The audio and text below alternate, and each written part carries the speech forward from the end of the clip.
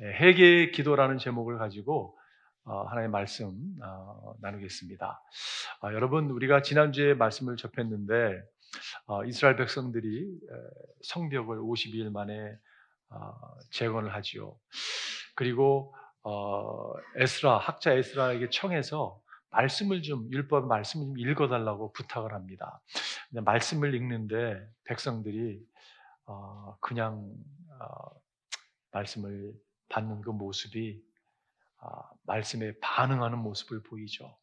회개하면서 눈물을 흘리면서 하나님께 나왔던 백성들을 우리가 지난 8장에서 보았습니다. 말씀 앞에 서게 되면 우리의 누추한 모습이 발견하게 되죠. 그래서 우리는 회개하지 않을 수 없는 자리에 나아갑니다. 여러분, 우리가 8장 전반절만 읽었지만 후반절을 읽게 되면요, 그 말씀이 계속 이어집니다.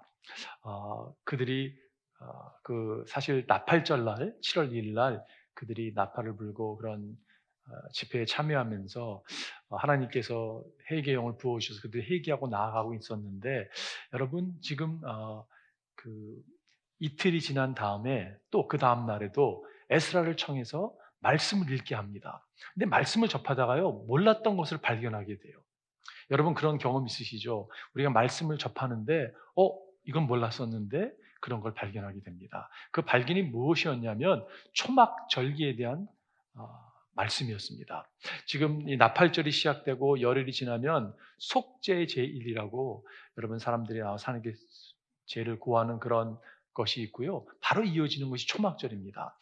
7일 동안 초막에 거하면서 하나님께서 우리와 함께 하셨던 것을 기억하고 감사하고 기도하는 시간을 갖는 것인데, 그 지금 초막절이 발견된 것이에요. 이런 게 있었구나. 그리고 그들이 초막절을 지킵니다, 여러분.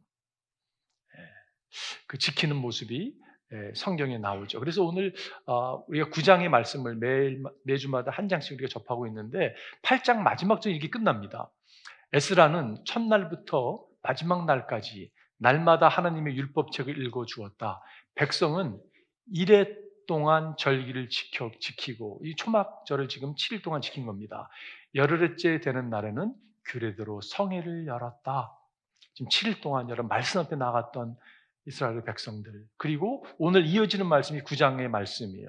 여러분 9장은요 굉장히 긴 말씀인데 저희가 3절까지 읽지 않았지만 나중에 여러분 집에 가서 한번 읽어보십시오. 얼마나 감격 있는 그런 말씀인지 모르겠어요. 자, 이어지는 말씀이 9절을 이렇게 시작하죠. 그달 24일에, 지금 7월 24일을 이야기하고 있습니다. 유대인의 칼렌더에 7월 1일 나팔절이에요. 그날 나팔을 불고 감사의 단을 쌓은 이스라엘 백성들이 지금 열흘이 지나고 또 7일을 지나고 대충 계산을 해보면 23일 정도의 시간이 지났습니다. 지금 계속적으로 말씀 앞에 나아가서 회개하고 기도하는 모습을 발견하게 돼요. 여기서 깨닫게 되는 것이 하나 있다면, 여러분 신앙을 갖는다는 것은 우리의 심령이 부흥을 경험하고 무너진 성벽이 재건하는 데 있어서는요, 일회성으로 일어나지 않는다는 사실이에요. 그래서 여러분 성령은요 이 단발성이 아닙니다. 이것은 연속성인 걸 알 수가 있어요. 부흥도 마찬가지입니다. 신앙도 마찬가지예요. 한번 이례적으로 딱 끝나는 것이 아니라 당연히 하나님이 역사하시죠. 그러나 이것이 계속적으로 이어지는 것을 보게 돼요. 진정한 부흥이 이렇게 일어난다는 거죠. 그달 24일에 이스라엘 자손이 다 모여서 금식하면서 굵은 베옷을 입고 먼지를 뒤집어 썼다. 진정한 회개 가운데 나간 것을 알 수가 있어요. 여러분 진정한 회개 가운데 그들이 나아간 것을 알 수가 있습니다. 2절이 이어지죠. 이스라엘 자손은 모두 이방 사람과 관계를 끊었다. 이 말은 무슨 말이냐면 이방 사람들과의 무슨 그런 관계에 있어가지고 그런 거를 다 우리는 차단하고 우리는 선택받은 민족 이런 차원이 아니라 그들의 가치관, 그들의 세계관, 잘못된 것들을 차단했다는 이야기입니다. 정리할 걸 정리했다는 이야기예요. 세상 풍습에 살아갔던 그 모습에서 이제는 회개하고 돌이켰다는 이야기죠. 그들은 제절의 선체로 자신의 허물과 조상의 죄를 자백케 했다. 말씀을 접하면서 여러분 그들이 끊임없이 나와서 회개하는 모습을 볼 수가 있어요. 오늘 본문의 회개에 대한 이야기인데 3절이 이어지죠. 모두들 제자리에서 일어나서 낮에 4분의 1은 주 하나님의 율법책을 읽고, 여러분 낮에 4분의 1이면 몇 시간입니까? 밤낮을 12시간 나눈다면 4분의 1이면 3시간이죠. 3시간 율법책을 읽고 하나님 말씀을 읽었다고 이야기하고 또 낮에 4분의 1은 자기들의 죄를 자백하고 주 하나님께 경배하였다. 3시간 말씀 앞에 나가서 말씀을 접하니까 여러분 우리의 누추한 모습이 발견되지 않을 수 없는 거죠. 거울처럼 비춰진 우리의 죄악스러운 모습을 가지고 이스라엘 백성들이 하나님께 나와서 회개하는 모습을 보게 돼요. 그리고 경배하는 모습을 보게 됩니다. 오늘 본문의 이야기는 회개의 기도의 모습입니다. 여러분 성경에서 가장 긴 회개의 기도가 소개된 말씀이요. 사실 우리가 오늘 읽은 느헤미야 9장의 말씀입니다. 우리가 오늘 짧게 읽었지만 전체 내용을 보게 되면 회개의 기도를 보게 돼요. 오늘 주님께서 저는 기도하기를 우리에게 회개의 영을 부어주시고 정말 이것이 단발성이 아니라 연속성 가운데 이 시간을 하나님이 준비하셔서 우리를 모아주셨다고 저는 믿습니다. 그 회개에 대한 교훈을 여러분 좀 나누고 싶어요. 첫 번째는요. 우리는 쉽게 죄에 빠집니다. 본문에 소개되고 있는 사람들은 누구입니까? 여러분 구약에 소개되고 있는 사람들은요. 이스라엘 백성들 선택받은 사람들입니다. 세상 사람들이 아니에요. 그런데 죄에 빠져 있는 모습을 보게 되죠. 여러분과 저는 어떻습니까? 우리는 별다른 게 아니라 우리 또한 쉽게 죄에 빠지는 것을 볼 수가 있어요. 오늘 27절에 보게 되면 같은 9장에 보게 되면 주님께서는 그들을 원수들의 손에 내맡기시어서 억압을 받게 하셨습니다. 그러나 억누님을 받고 주님께 부르짖으면 여러분 어떤 패턴이 있는데 잘 보세요. 억압을 받았어요. 그래서 주님께 부르짖었습니다. 주님께서는 하늘에서 들으시고 그들을 끔찍이도 불쌍히 여기셔서 원수의 손아귀에서 그들을 건져낼 구원자를 보내주시곤 하였습니다. 그들을 구원해 주셨어요. 그러나 또 나오죠. 편안하게 살면 주님께서 보고 계시는데도 또다시 못된 일을 저질렀습니다. 그럴 때에는 주님께서 그들을 원수의 손에 버려주셔서 억눌림을 받게 하셨습니다. 억눌림이 또 오는 것을 보게 돼요. 그러다가도 다시 돌이켜 주님께 부르짖기만 하면 주님께서는 하늘에서 들으시고 불쌍히 여기시어 구하여 주시곤 하였습니다. 여러분 이게 우리들의 모습이에요. 그죠? 패턴이 어떤 패턴이 있습니까? 죄에 빠져요. 그러면 억압이 찾아옵니다. 그러면 회개하고 돌이켜요. 부르짖으면 하나님께서 또 구원해 주세요. 이것이 반복되는 것이 이스라엘 백성들의 역사였어요. 근데 그것이 여러분 우리들의 모습에도 있는 것을 부인할 수가 없어요. 저는 고등학교 3학년 때 주님을 영접하고 성경을 읽어나가면서 좀 처음에 이해가 안 됐던 것이 있었습니다. 뭐냐면요. 어떻게 이렇게 구약에 소개되는 이스라엘 백성들은 완악할 수가 있을까? 이렇게 목이 굳을 수가 있을까? 아니 하나님의 살아계심을 직접 경험한 하나님의 선택받은 백성들이 어떻게 하나님을 배신하고 또 죄 가운데 빠지고 또 돌이키고 아니 하나님이 보이셨잖아요. 그죠? 하나님의 살아계심을 증거해 주셨잖아요. 그죠? 근데 어떻게 그럴 수 있을까라는 의문이 생겼어요.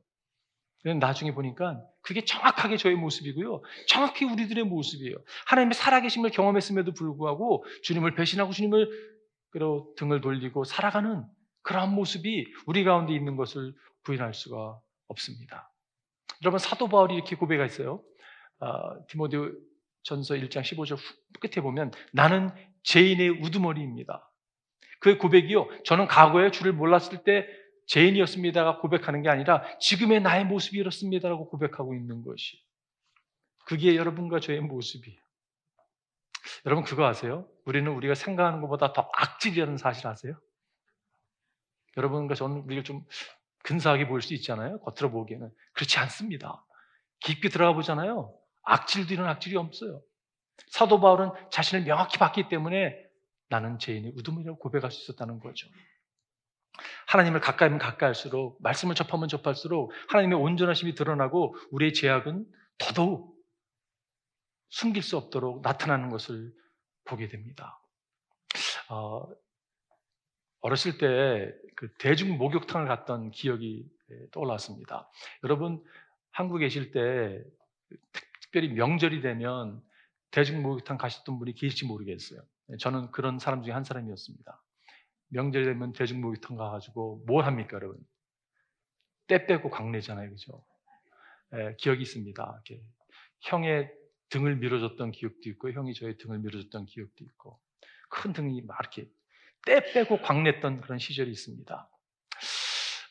어느 무슨 영상이었던 것 같은데 어느 아이가 대중목욕탕을 가는데 너무 때가 많은 거예요. 그래서 집에서 좀 때를 밀고 가는 거예요. 너무 창피하니까. 그걸 보면서 웃었던 기억이 있습니다. 여러분 참 무슨 일이잖아요. 그죠? 때를 밀고 가는데 무슨 때를 밀고 갑니까? 때를 밀고 가서 거기서 때 밀면 되는 거죠. 근데 여러분 사람마다 때가 더 있는 사람이 있고 때가 덜 있는 사람이 있을 거예요. 그죠? 그러나 한 가지 놀라운 사실은 부인할 수 없는 사실은 때 없는 사람은 없다는 거예요. 여러분 때 없는 사람이 어디 있습니까? 다 때가 있어요. 물에 들어가 보십시오. 말씀에 비춰 보십시오. 불어오르는 게 때입니다, 여러분. 말씀을 비춰보지 않아서 그렇지 우린 다 죄인입니다. 파스칼이 그런 얘기를 했습니다. 나는 의인, 위인, 성자 이 세 단어는 믿지 않는다. 이 땅에서 오직 한 가지 종류의 사람만 존재한다. 그들은 죄인이다. 여러분과 제가 죄인이라는 것을 인정하고 회개제에 나가는 것이 얼마나 중요한지 모르겠어요. 여러분, 예수님께서 우리에게 제공해 주신 용서를 경험해야 됩니다. 그 용서가 필요하지 않은 사람 한 사람도 없기 때문에 그렇죠. 그 이야기를 오늘 본문이 우리에게 소개해 주고 있다고 생각이 듭니다. 두 번째는요. 그런데 하나님은 궁일이 풍성하신 분이세요. 우리는 정말 악질 가운데 악질이고 죄인 가운데 우두머리지만 하나님은요. 궁일이 풍성하신 분이세요. 오늘 6절부터 시작되는 기도문이 여러분 쭉 이어집니다. 근데 그 기도문을 보게 되면요. 하나님을 높이는 것부터 시작되는 것으로 보게 돼요. 기도가 시작되는데 우리 기도는 어떻습니까, 여러분? 하나님, 저 이거 필요해요. 이거 주세요. 이렇게 기도할 때가 있잖아요. 그죠? 근데 기도가 시작되는 게 아니라 하나님을 높입니다. 하나님은 창조주 하나님이십니다. 하나님은 모든 생명을 창조하셨고 생명을 주시는 분이시고 생명을 보존하신 분이십니다라고 이렇게 쫙 하나님을 높입니다. 하나님은 아브라함을 택하셔서 아브라함이라고 하는 새 이름을 주셔서 하나님과 그와 언약을 맺으신 하나님이십니다. 하나님은 언약을 맺으신 분이라고 선포하고 있어요. 하나님은 이스라엘 백성들을 정말 애굽에서 출애굽시키셔서 하나님이 광야 생활을 지나면서 하나님 보호하시고 지켜주시고 먹이시고 한 하나님의 업적을 쭉 기록한 것으로 보게 돼요. 여러분, 이게 기도의 중요한 교훈이라고 생각이 들어요. 우리가 기도할 때 하나님으로 인정하고 하나님을 알아보고 기도하는 거예요. 하나님의 뜻대로 구하는 그런 거죠, 여러분. 하나님을 모르면요, 하나님을 모르면 진정한 기도를 드리기 쉽지 않죠. 우리는 자꾸 내 욕구만 채우고자 하는 기도를 드릴 때가 있습니다. 그 이유는 하나님을 모르기 때문에 그럴 수 있는 거죠. 하나님이 하나님됨을 바로 알고 그분께 나가서 기도하는 거예요. 근데 하나님의 모습 가운데 특별히 성경을 통해서 두드러지게 드러나는 한 모습이 있습니다. 그 모습은 하나님은 궁일이 풍성하신 분이시라는 것이에요. 오늘 본문에서도 소개되죠. 17절에 보니까 주님께 복종하기를 거부하고 주님께서 보여주신 그 놀라운 일들을 곧 잊었습니다. 하나님 그렇게 많이 보여주셨는데 그걸 잃어버리고 뻣뻣한 목에 고집만 세워서 종살이 하던 이집트로 되돌아가려고 반역자들은 우두머리를 세우기까지 하였습니다. 맞아, 그런 사람이 있어. 여러분 이렇게 이 말씀 보시면 안 되는 거예요. 빳빳한 목, 고집 센 사람이 누구입니까? 저분이잖아요. 그죠? 그게 아니라 여러분과 저예요. 내가 뻣뻣한 목을 갖고 고집이 세고 엉뚱한 내 소망을 두고 살아가는 모습. 그러나 성경에 표현되는 표현 가운데 오늘 본문에서도 그러나라는 표현이 얼마나 좋은지 모르겠어요. 그런데도라는 표현이 얼마나 좋은지 모르겠어요. 우리가 그렇게 주님께 범죄하고 뻣뻣한 목을 세우고 고집을 세우고 반역하고 나아가는데 그러나 주님은 용서하시는 하나님, 은혜로우시며 너그러우시며 좀처럼 노여하지 않으시며 사랑이 많으셔서 그들을 버리지 않으셨습니다. 버리지 않으셨어요. 여러분 저 같으면요 다 버렸을 것 같아요. 광야에 다 니들 원하는 대로 살아라. 그냥 죽게 남겨두었을 것 같아요. 근데 하나님은 그러나 주님이 용서하신 하나님, 은혜로우신 하나님, 궁일의 하나님이시기 때문에 버리지 않으셨습니다. 더욱이 우리 조상은 금부치를 녹여서 송아지상을 만들고는 우리를 이집트에서 이끌어내신 우리의 하나님이다 하고 외치고 주님을 크게 모독하였습니다. 하나님이 애굽에서 건져주셨는데 우리를 건져준 분은 하나님이 아니고 내가 만든 우상, 송아지 우상을 세워놓고 이 하나님이 우리를 건져줬다고. 여러분, 하나님을 모독하는 그러한 모습, 그게 인간의 모습이에요. 그런데도 주님께서는 언제나 그들을 불쌍히 보셔서 차마 그들을 광야에다가 내다 버리지 못하셨습니다. 하나님의 내처예요. 하나님의 긍휼히 여기시는 내처입니다. 낮에는 줄곧 구름 기둥으로 그들을 이끌어 주시고 밤에는 불 기둥으로 그들을 가는 길을 밝히 비추어 주셨습니다. 하나님은 그런 분이세요.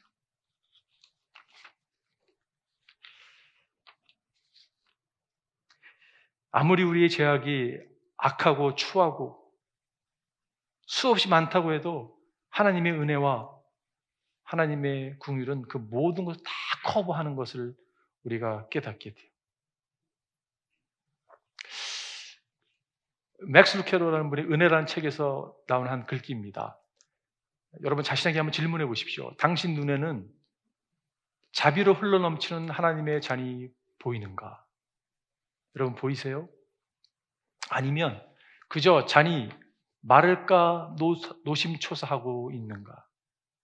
불안에 떨고 있는 모습 혹시 아닌지요? 하나님의 은혜를 받기에는 너무 큰 잘못을 저질렀다는 생각이 드는가? 이거는 돌이키지 못할 것 같아 라는 생각이 들 수 있습니다. 그러나 하나님의 은혜는 결코 모자르는 법이 없다. 네, 그렇습니다. 이거는 돌이키지 못할 것 같아 라고 생각하는 게 있을 수 있습니다, 여러분. 그러나 여러분, 잘못된 생각이에요. 그런데도 하나님의 자비하심 우리를 절대 포기하지 아니하십니다. 우리를 절대 포기하지 않으세요. 제약된 데서 우리가 돌이키고 주님께 나온다면 하나님은 우리에게 은혜를, 긍휼을 베푸시는 분이세요. 제가 지난주에 찰스 윈들 목사님이 한 책에 나온 이야기를 소개했습니다. 같은 찰스 윈들 목사님의 그 다른 책 가운데 하나님의 뜻에 비친 담긴 신비라는 책이 있습니다. 그 가운데 나온 이야기인데 어떠한 남자 한 여자가 사랑에 빠집니다. 근데 너무 다른 사람이었어요. 어떻게 처음에 사랑에 빠질 수 있을까 할 정도로. 한 사람은 술과의 싸움에서 패배한 사람이었어요. 근데 이 남편은, 이 아내는요, 경건한 사람이었어요. 그런데 상처가 있는 분이셨어요. 남편이 원래 두 번째 결혼인데 남편이 베트남 전쟁에 나갔다가 그 전쟁에서 죽게 됩니다. 어린아이를 키우면서 참 힘들게 살았는데 이 여인은 경건한 여인이었습니다. 근데 이 두 사람이 만나서 살아가는데 남자가 여러분 술과의 싸움에 늘 지는 거예요. 근데 늘 아내는 인내해주며 기도해주고 말씀을 늘 이렇게 격려해줬습니다. 그러던 어느 날 술을 사기 위해서 우울증에 시달리면서 이분이 길을 나섭니다. 가서 술을 사왔어요. 근데 사와서 딱 아내의 모습을 보는 순간 아내가 그 순간에 무엇을 하고 있었냐면 성경 암송을 하고 있었습니다. 늘 그랬듯이 아내는 나에게 자신의 성경 말씀으로 격려했던 아내였어요. 그 아내의 모습을 딱 보는 순간 그의 심령이 변화가 생겼습니다. 이건 성령의 역사하심이겠죠. 그가 사온 술을 다 쏟아버립니다. 그리고 그때 삶의 변화가 찾아왔어요. 삶의 터닝 포인트이 찾아온 거죠. 성령의 역사하신 가운데 여러분 터닝 포인트 찾아온 것입니다. 제가 이 말씀을 드리는 이유는 사람을 변화시키는 것은 여러분 최소한 저는 그렇습니다. 나를 변화시키는 하나님은요, 하나님이 몽둥이를 가지고 찾아오셔서 나를 때렸다면 이렇게 되지 않았을 것 같아요. 아직도 갈 길이 멀지만 그래도 하나님을 경외하고 살아가고자 하는 그 마음을 주신 것은 하나님의 사랑, 하나님의 은혜, 하나님의 긍휼, 이것이 나를 변화시킨 것을 부인할 수가 없어요. 하나님의 그 엄청난 사랑, 그걸 묵상할 때마다 그 앞에 녹아질 수밖에 없는 우리의 모습. 여러분, 하나님은 여러분과 저를 사랑하십니다. 왜냐하면 그분은 용서하시는 하나님, 은혜로우신 하나님, 너그러우신 하나님, 좀처럼 노여하지 아니하시며 사랑이 많으신 분이시기 때문에 그래요. 우리의 죄악이 차고 넘치지만 하나님은 긍휼로 우리를 품어주시고 덮어주시는 분이세요. 그래서 마지막 세 번째는 우리의 삶에 끊임없는 회개가 있어야 됩니다. 네. 다시 말씀드리지만 성령의 역사는 일회성이 아닙니다, 여러분. 단발성이 아니라 연속성이에요. 그렇기 때문에 여러분 우리가 성령이 역사할 때 우리가 계속 기도하고 나가는 거예요. 계속 회개하고 나가는 거예요. 우리는 계속 회개가 필요한 사람들입니다. 계속 말씀 앞에 나가야 되고 다시 한번 하나님 앞에 나가서 회개하는 시간이 우리에게 필요한 것을 보게 돼요. 다시 2절을 보게 되면 이스라엘 자손은 모든 이방 사람과 관계를 끊었다. 세상의 가치관 모든 것을 절단시켰습니다. 그들은 제자리의 선체로 자신들의 허물과 조상의 죄를 자백하였다. 언제 진정한 회복이 일어나는가? 언제 진정한 용서와 여러분 부흥이 일어나는가? 성령의 역사하심과 회개가 임할 때 일어나는 거거든요. 근데 회개는 어떤 회개냐면요, 내가 저 사람 때문에 내 모양 이 꼴이 그렇게 됐어 라고 원망한다면 절대 회복이 일어나지 않습니다. 여러분, 남을 탓하는 게 아니라 내 탓입니다, 주님. 내가 기도하지 않았고 내가 잘못했습니다라고 인정하고 기도할 때, 회개할 때 여러분 회개가 찾아오는 거, 회복이 찾아오는 것이. 내가 이 인간만 만나지 않았더라면 내가 인생이 이렇게 꼬이지 않았을 것인데 어떻게 이런 사람과 내가 결혼해가지고 말이야. 여러분 이런 원망 있으세요? 있으세요? 내가 부모만 잘 만났어도 그것처럼 어리석고 모자란 사람이 없다고 생각이 들어요. 부모 탓을 하고 환경 탓을 하고 배우자 탓을 하고 여러분 어리석은 회복이 찾아오지 않습니다. 언제 회복이 찾아오는가? 내 탓입니다, 주님. 조상의 죄를 자백했다 그랬어요. 그죠? 내 자신의 허물과 이것이 내 잘못입니다라고 고백한 것을 볼 수가 있어요. 33절에 보면요, 우리에게 이 모든 일이 닥쳐왔지만 이것은 주님의 잘못이 아닙니다. 어떤 사람들은요, 하나님을 원망하는 사람들이 있어요. 하나님 왜 나를 이렇게 이런 상황에 던져놓으셨습니까, 하나님? 하나님 잘못 아닙니다. 잘못은 우리가 저질렀습니다. 주님께서는 이를 올바르게 처리하셨습니다. 내가 잘못했습니다. 내 죄입니다라고 고백하고 나아갈 때 여러분 회복이 찾아오는 것을 보게 돼요. 여러분 1907년에 평양 대부흥운동에 대해 들어보셨을 것입니다. 하나님의 특별히 여러분 부흥은요 이렇게 두 가지 요소가 필요한데 성령의 역사하심, 성령이 불어주시는 바람을 경험해야 되거든요. 성령의 역사하심과 회개가 동반될 때 부흥이 찾아옵니다. 이 평양 대부흥운동이 어떻게 시작됐냐면 원산에 있는 한 교회에 로버트 할리라고 하는 선교사님이 캐나다 출신 의료 선교사님이었습니다. 그분이 그 교회를 10년을 섬기셨어요. 14년 전에 파송받아서 10년 동안 목회를 하는데 아마 답답함이 많았던 것 같습니다.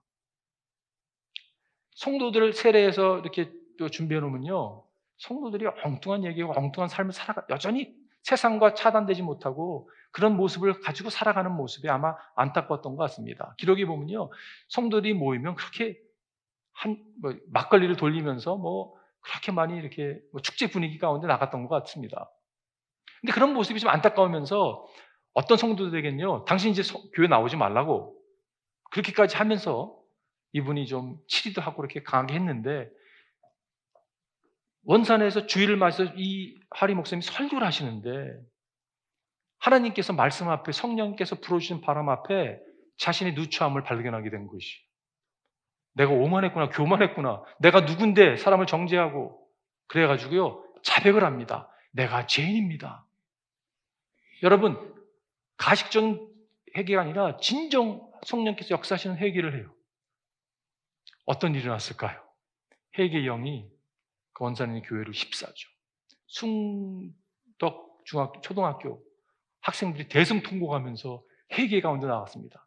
제가 그 기록을 보면서 아니 국민 학생들이 무슨 회개할 일이 이렇게 많다고 대성통곡하면서까지 기도를 했을까라는 생각이 들지만 여러분 성령이 역사하시면요 작은 거 하나도 작은 어리건 나이가 많건 상관없이 하나님 앞에 회개할 수밖에 없는 것이에요. 평양에 네 교회가 연합집회로 모였습니다. 장대현 교회에서 연합집회에 모였는데요, 남자만 1,500명이 모였다고 합니다. 대단한 모임이었죠. 한 주 동안 계속 말씀을 전하는데 은혜 받고 나아가는데 길손 장로님 마지막 신학교를 공부하고 신학 공부하던 장로님이셨는데 그분이 사람들 속 회개를 합니다. 뭐라고 회개하냐면 내 친구가 죽으면서 나한테 유언적으로 내 아내를 좀 돌봐달라고 얘기하면 나에게 200원을 줬는데 100원을 내가 쓱싹 했다는 거예요. 여러분 그것을 퍼블릭리 그가 자백을 합니다. 그게 여러분 성령의 역사심이잖아요. 그죠? 그리고 회개했을 때 어떤 일이 일어났냐. 성산님들의 기록을 보게 되면요. 여태까지 나는 이런 것을 본 적이 없었다. 7시에 모였던 그 집회가 새벽 2시가 될 때까지요. 사람들이 막 회개하고 뒹굴고 진정한 회개의 역사가 나타났다는 것을 기록하고 있어요. 어떤 사람은 이 모습이 너무 무서워서 도망치려고 나가려고 하는데 성령께서 나를 확 붙잡으셔가지고 이끄셔가지고 회개자에 나갔다고 기록도 있고요. 어떤 또 사회적으로 범죄한 사람이 그 집회에 참여했는데 그 사람을 잡으러 경찰이 왔다가 경찰이 막 뒤집어지고 거기서. 여러분, 수많은 죄들이 하나님께 고백하고 회개하는 역사가 일어났습니다. 쌀집 가게를 하던 분들은 내가 뒷박으로 사람들 속였는데 내가 배상하겠노라라고 퍼블릭을 얘기하고요. 어떤 술집 주인은요, 이제부터 우리 폐업합니다. 제가 어제 회개했군요 하면서 그 문구를 술집에 붙여놨다고 합니다. 평양이 여러분 타락했던 도시 가운데 하나 있는데 여러분 알다시피 평양이 나중에 동방의 예루살렘이라고 불리울 정도의 그런 도시가 되죠. 어떻게 이것이 가능했을까요? 성령이 불어주시는 바람으로 인하여 회개함으로 나아갔을 때 이런 일들이 일어난 것이. 여러분 2500년 전에 지금 느헤미야를 통해서 있었던 사건을 우리가 접합니다. 2500년 전에 회개의 영이 유다 백성들에게 임했습니다. 110년 전에 한국 땅에, 한반도 땅에, 평양에 하나님께서 회개의 영을 부어주셨어요. 오늘날에도 필요한 것이 있다면 여러분 우리가 회개하고 나아가는 것이요. 똑같거든요, 우리의 모습이. 제가 결론을 지으면서 제가 결론이 잘 안 나서 여러분 설교 준비할 때 보면요, 결론이 잘 안 날 때가 있어요. 그럼 결론만 붙잡고 한 씨름합니다. 한 이틀 씨름하는데 제가 결론을 어제 새벽 기도 와서 제가 결론을 딱 붙잡았어요. 우리 김영정 장로님 설교하시는데 저거구나라는 생각이 딱 들었어요. 결론이. 제가 이 나팔절 7월 1일이 지금 8장 1절에 나오는 나팔절에 나팔을 부는 모습, 그 절기를 묵상해 보았습니다. 그리고 속죄제일, 그리고 초막절, 이게 의미가 무엇일까? 당연히 여러분 모든 구약뿐만 아니라 모든 성경은요 예수님을 포인트하고 있습니다. 여러분 나팔절에 나팔을 불어대려면요 양의 뿔을 뽑아내야 되잖아요. 희생이 있습니다. 예수님의 희생이 여러분과 저로 하여금 회개의 길로 인도하는 것을 보게 돼요. 대속죄제일, 피가 뿌림바되고 흘릴 수밖에 없는 상황. 예수님 피를 흘리셨잖아요. 그죠? 초막절을 묵상하면서 하나님께서 이스라엘 백성을 40년 동안 정말 보호하시고 지켜주시고 먹여주시고, 여러분과 제가 부인할 수 없는 사실 하나 있습니다. 여러분과 제가 이 가운데 있다면요 하나님의 보호하심과 인도하심이 있어서 우리가 이 가운데 있는 것이죠. 아무리 상황이 힘들어도요 여러분, 우리가 처한 상황이 아무리 지금 고달프고 힘들고 도전이 있다 할지라도 하나님의 은혜가 우리를 이 가운데 머물게 하셨습니다. 그리고 우리는요 초막에 살면서 새하늘과 새 땅을 바라보고 살아가는 사람들이에요. 여러분 이 땅이 아무리 힘들어도 괜찮습니다.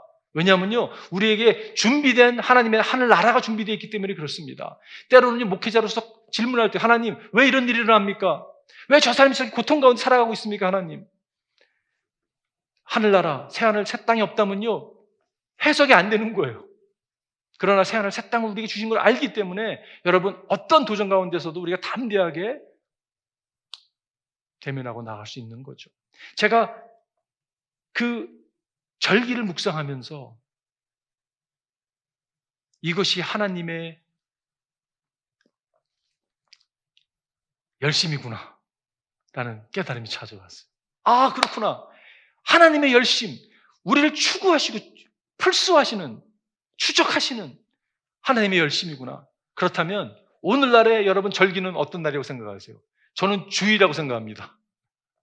여러분 동의하시지 않을지 모르겠지만 저는요 주일에 대한 부담이 참 많은 사람 중에 한 사람. 왜냐? 제가 설교를 하기 때문에 준비 과정이 쉽지 않을 수 있지만 또 주일에 기대와 감격이 있습니다. 감사가 있습니다. 왜냐? 이 날을 하나님이 우리에게 기회의 날로 허락하시기 때문에 이 날에 하나님의 열심이 보여주는 거예요. 하나님의 열심이 여기 있구나. 우리를 포기하지 아니하시고 우리를 회개하고 돌이키게 하기 위해서 또 다른 기회를 주시는 주님, 회개의 길을 문을 여시는 주님, 이것이 하나님의 선물이구나, 이것이 기회이구나 를 깨닫게 되는 것이. 여러분, 제가 질문하고 마치겠습니다. 예수님께 나아가 죄의 문제 해결 받으셨습니까? 정의 심판자로 주님은 우리 가운데 오실 것입니다. 주님을 맞이할 준비가 되셨습니까, 여러분? 준비되지 않았다면 여러분 회개하십시오. 돌이키십시오. 그분의 사랑을 붙드십시오. 그럴 때 그 사랑이 우리를 살게 한다는 거죠. 솟아게 한다는 거죠. 부흥케 한다는 거죠. 이것을 여러분과 제가 놓치지 않기를 주님의 이름으로 축원드립니다. 기도하겠습니다.